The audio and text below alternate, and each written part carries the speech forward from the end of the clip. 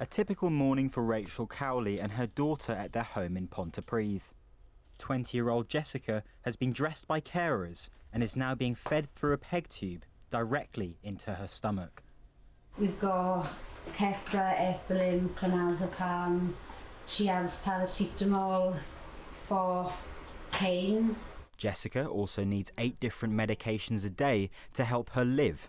That is because she has dentatorubral pallidoluysian atrophy, or DRPLA, a neurological condition that causes a combination of symptoms including dementia, impaired control of bodily movements, and in Jessica's case, losing the ability to talk.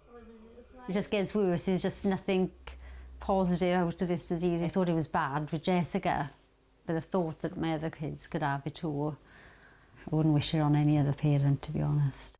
Jess's medication makes her drowsy, but according to Rachel, she was once an energetic child who loved horse riding and had a dry sense of humour. I always used to be on tender hooks because I used to worry about what would come out of her mouth because she was always so truthful.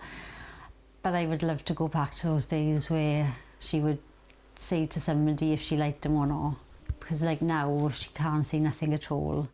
Rachel and her family have spent the last decade searching for answers as Jessica's health declined.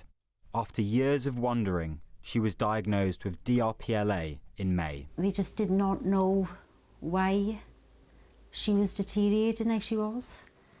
And I think it's because of this disease being so rare that they didn't know about it. She'd gone through all this, this disease pretty much on her own. DRPLA is a terminal condition that was primarily thought to affect Japanese people and considered rare in the UK. But Rachel tells me she's part of a group called DRPLA in South Wales. It currently has over 100 members.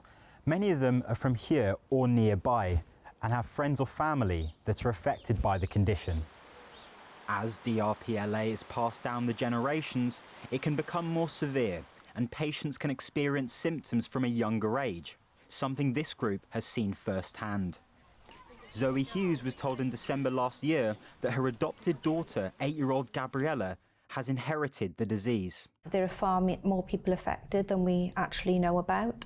I think there is a stigma attached to it, which prevents people coming forward. And I think people are frightened of it, basically. We found each other, and that's massive, for us. However, medically, in 20 years, nothing has changed. Neurologist Dr. Mark Wardle authored a paper in 2008 looking at the prevalence of DRPLA in South Wales.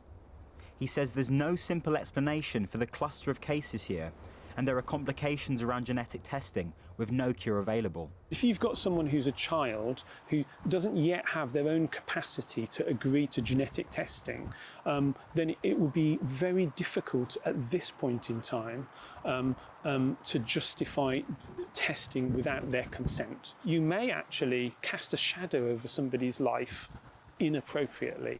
What do you want to watch? Do you want to watch Frozen, your favourite? Yeah? Rachel believes she could have had more time with Jess if her illness had been diagnosed sooner, but she's now having to come to terms with losing her daughter and is making arrangements for her to pass away at home, surrounded by her family.